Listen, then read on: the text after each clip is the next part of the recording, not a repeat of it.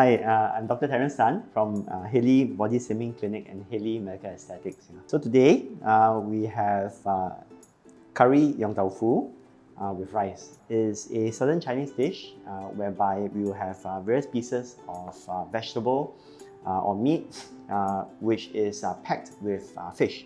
Now in general, when we eat Yong Tau Fu in Singapore, we actually have it with soup. And I think that if that's the case, in general, it's a really healthy meal because we want something which is high in protein and low in fat.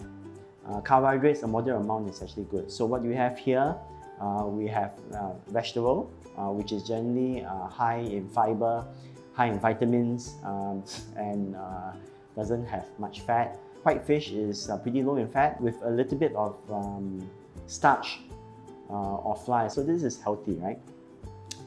Now, what's unhealthy about this Yong Tau Fu? In this case, it comes with curry, not so healthy.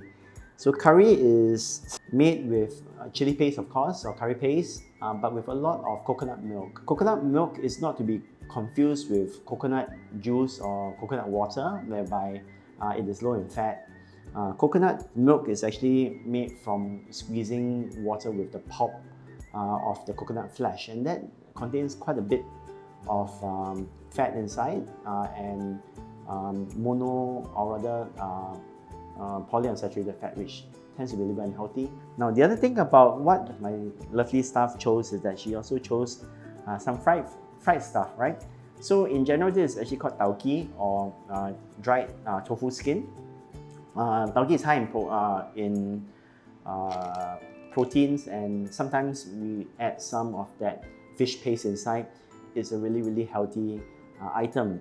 Unfortunately, this is fried and dipped in curry, so if possible, try to avoid having fried items in your Yong Tau Fu. Now, it also comes, most of the time when we have Yong Tau Fu, it comes with some form of starch, some form of carbohydrate, and in this case is rice. Now, when we take rice or any form of carbohydrate like noodles, try not to have the whole bowl. If you're trying to lose weight, you can even try to just take half. If you don't have enough carbs, you'll feel really flat. The other tip that we always tell our patients is that when you eat, try to eat slowly, because the feeling of satiety or fullness is dependent on the stretching of our stomach.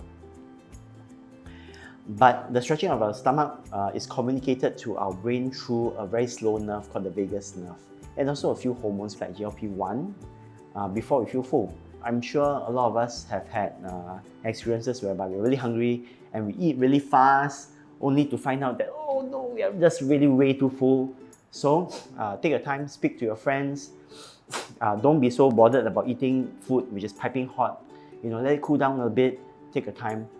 And in general, you will feel full after consuming less, especially when you're having smaller portion sizes, especially when you're having a soupy food which contains less calories. It takes a bit more to feel full. I'm Dr. Terence Tan, signing off for today.